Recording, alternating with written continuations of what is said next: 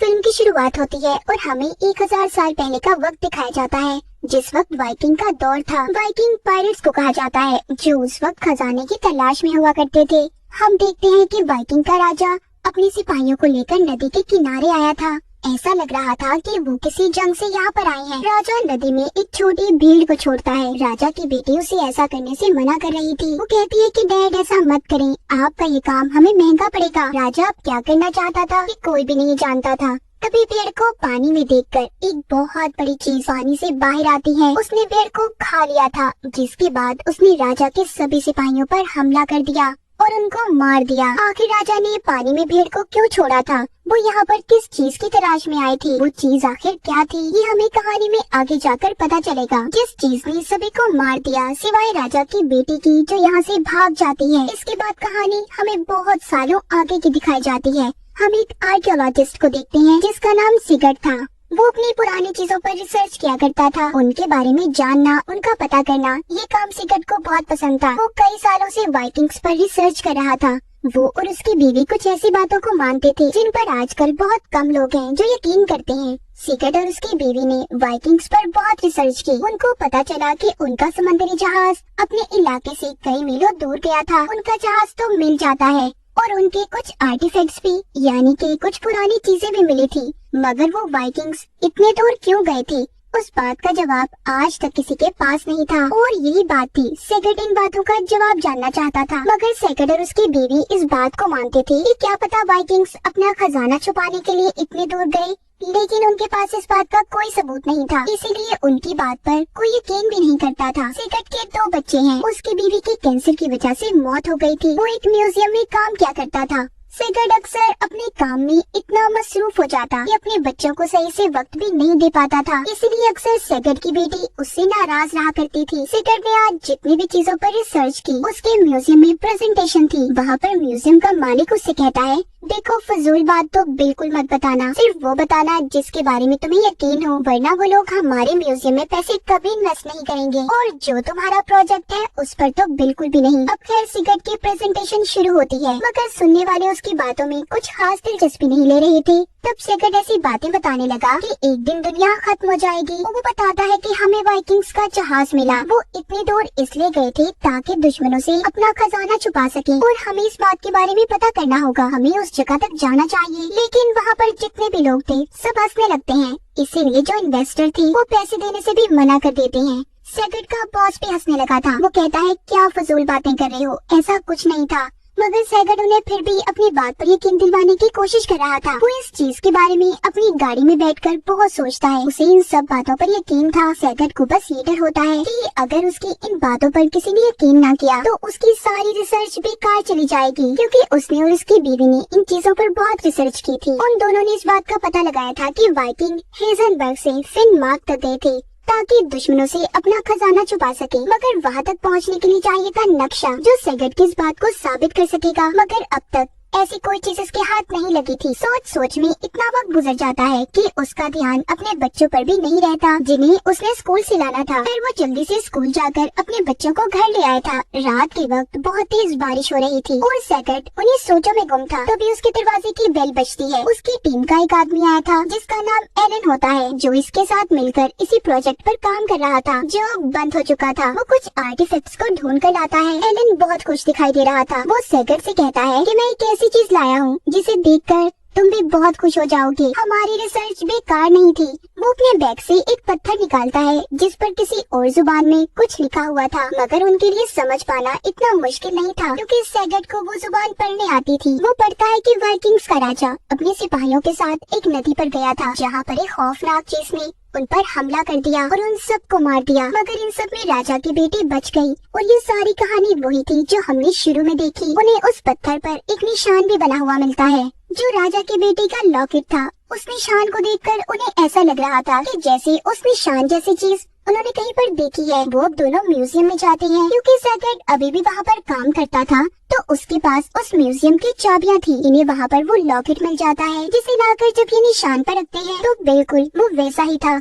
वो निशान पर बिल्कुल फिट बैठ रहा था। और तो और उस लॉकेट की वजह से सिगर्ट को कुछ पहेलियां भी अब समझ आ गई थी कि वहाँ तक जाने का रास्ता क्या है जहाँ पर वाइकिंग का राजा अपने सिपाहियों के साथ गया था। ये अब वहाँ पर जाने का फैसला करता है क्योंकि इसने अपनी रिसर्च को सच साबित करना था। वो भी इस बात के लिए अपने बच्चों को भी मना लेता है क्योंकि उसने अपने बच्चों से ये वादा किया था कि वो उन्हें सैर पर लेकर जाएगा। सैगट एलन से बात करता है। उन दोनों को इस बात पर तो यकीन था कि वाइकिंग अपना खजाना छुपाने इतनी दूर गए थे और खौफनाक मॉन्स्टर परिंदों की कहानियों पर तो इन दोनों को भी यकीन नहीं था कि उन्हें किसी खौफनाक चीज ने मार दिया। फिर सैगट सारी तैयारी के साथ एलन और अपने बच्चों को लेकर फिनमार्क पहुंच गया था, जहाँ पर उसने एक लड़की को बुलाया होता है। वो टूरिस्ट गाइड थी, उसका नाम एलिजाबेथ होता है। उसके साथ एक ड्राइवर भी था जो थोड़ा अजीब लग रहा था। एलिजाबेथ को वहाँ के सब रास्तों के बारे में पता था। जब सैगट उसे नक्शा दिखाता है तो वो बताती है कि ये जगह तो पहाड़ों के दरमियान में है। अब ये सब वहाँ के लिए निकल जाते हैं। पहाड़ों पर बर्फ नहीं थी तो इसीलिए इन्हें जाने में ज्यादा मुश्किल भी नहीं होती।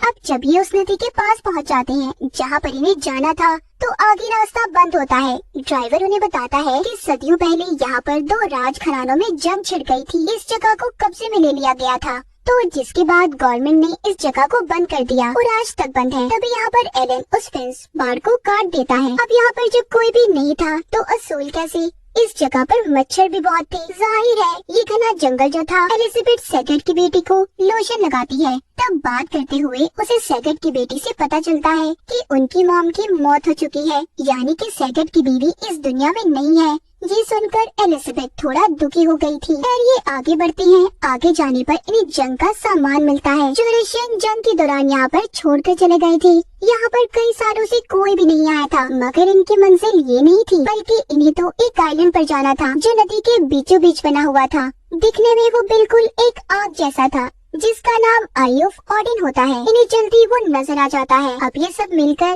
लकड़ी से एक कश्ती बनाते हैं और उस आइलैंड पर पहुंच गए थे। सैगट और उसकी बीवी की रिसर्च के मुताबिक तो वाइकिंग का खजाना यहीं पर होना चाहिए था। ये सब अब उस खजाने को ढूंढने लगते हैं, मगर उन्हें गोलियों के अलावा वहाँ पर कुछ भी नहीं मिलता। तभी ड्राइवर सैगट की डायरी पढ़ने लगता है जिसमें खजाने के बारे में काफी जानकारी थी, मगर सैगट ने उससे अपनी डायरी ले ली थी क्योंकि वो नहीं चाहता था कि इस बात का हर किसी को पता चले। सैगट के बच्चे यहाँ पर आकर काफी बोर हो जाते हैं। वो अब घर जाना चाहते थे, मगर सैगट अपनी बेटी से कहता है कि नहीं, अभी नहीं, मुझे अपने कुछ सवालों का जवाब चाहिए, तभी हम अपने घर जाएंगे। ये बात सुनकर सैगट की बेटी को गुस्सा आ गया था और वो जंगलों में चली जाती है। सैगट का बेटा भी दूसरी तरफ चला गया था। उसे आगे जाने पर एक गार्ड दिखाई देता है, जबकि सैगट की बेटी को एक लोहे का बंकर दिखाई दिया था जिसमें वाइकिंग के कपड़े और पुराने दौर के पैसे थे। ड्राइवर जो कि लालची था वहाँ पर आकर उससे वो चीजें ले लेता है। बाहर सैगट और एलिजाबेथ बैठे बातें कर रहे थे। वो सैगट से कहती है कि मुझे अफसोस हुआ, तुम्हारी बीवी मर चुकी है, तुम्हारे लिए अकेले बच्चों को संभालना बहुत मुश्किल होगा ना।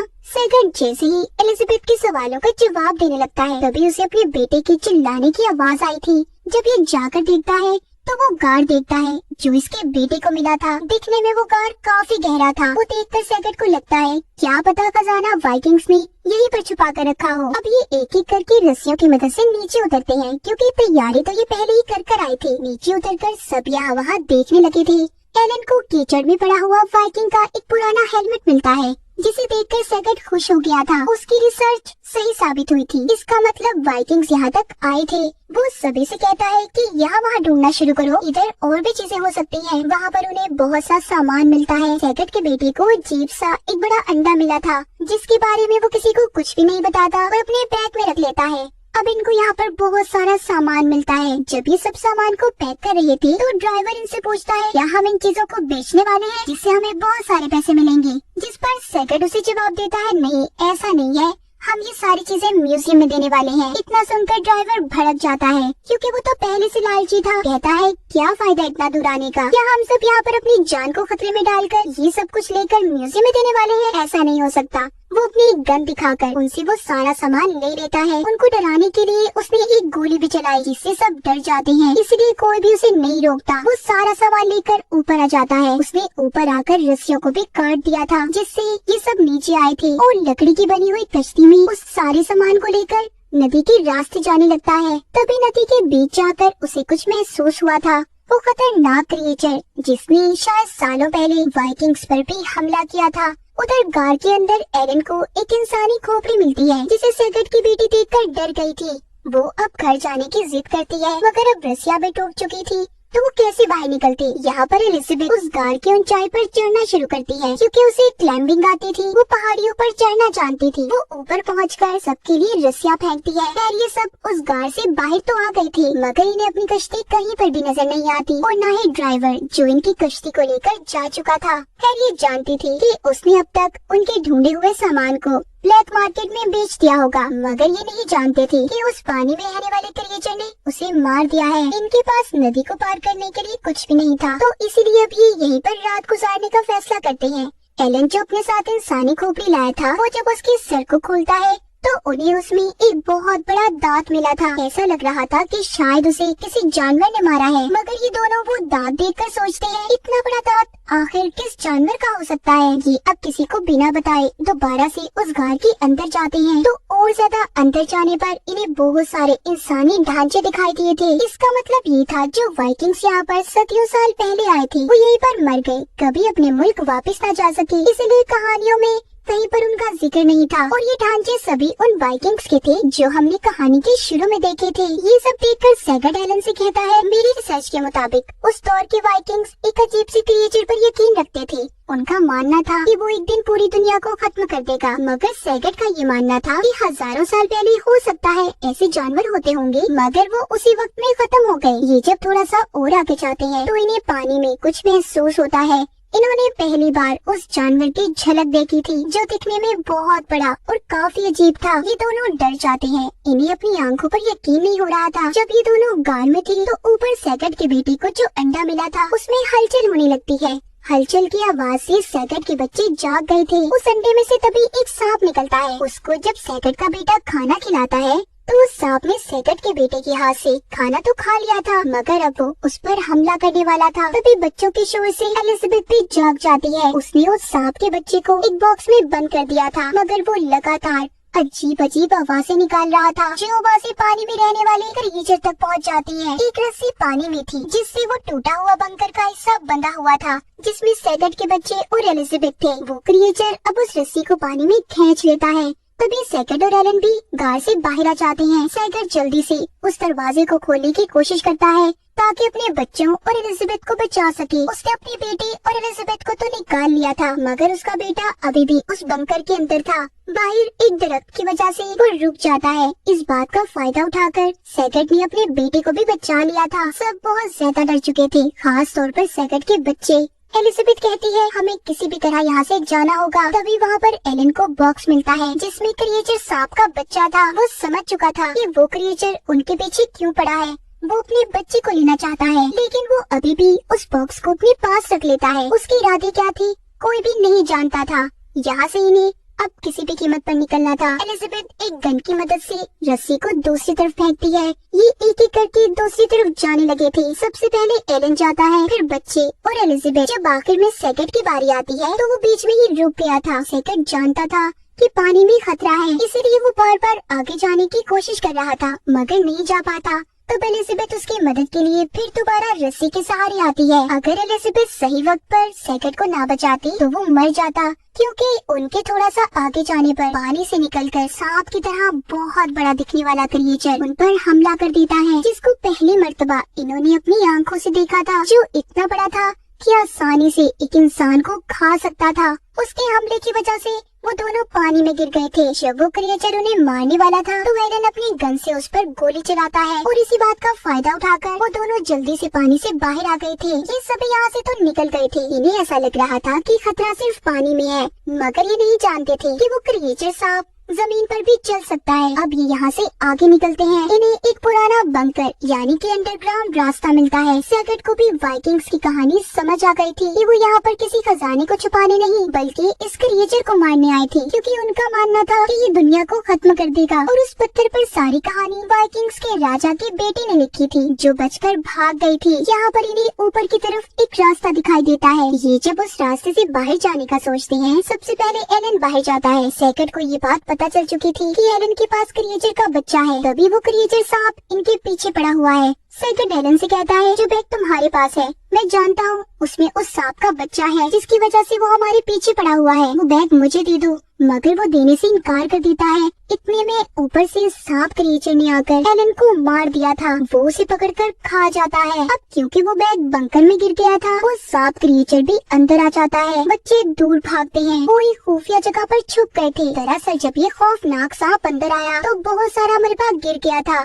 जिसकी वजह से सैगट और एलिजाबेथ बेहोश हो गए थे। बच्चे अकेले ही अपनी जान बचाते इस क्रिएचर सांप से छुप रहे थे, मगर वो क्रिएचर सांप बच्चों को देख लेता है। वो उनके पीछे पड़ चुका था। अपने बच्चों की आवाजें जब सैगट सुनता है तो उसे होश आ जाता है। अब वो उस क्रिएचर सांप के सामने जाकर उस बॉक्स से बच्चे को निकाल कर उसे दे देता है। क्रिएचर भी अपने बच्चे को लेकर चुपचाप चला गया था। ये सभी उस बंकर से बाहर आ जाते हैं सही सलामत। कहानी के आखिर में हमें दिखाया जाता है कि सैगट ने उस पत्थर को जो उसके पास एलन लेकर आया था, जिस पर वाइकिंग्स की कहानी लिखी हुई थी, जो वाइकिंग के राजा के बेटे ने लिखी थी, उसे म्यूजियम में दे देता है और खुद ने म्यूजियम की नौकरी को छोड़ दिया था। और उसने अब इन सब पुरानी चीजों के बारे में खोज को बंद कर दिया था, ताकि किसी को कभी कुछ पता न चले कि उस आग की तरह दिखने वाली आयरन के इर्द गिर्द पानी में क्या है। अब उसने अपने लिए एक टीचर की जॉब को चुना था, ताकि वो इस जॉब के बाद अपने बच्चों को बहुत सारा वक्त दे सके। तो यहाँ पर सैगट की रिसर्च खोज तो खत्म हो गई। क्या आप भी ऐसी पुरानी चीजों के बारे में जानना चाहते हैं?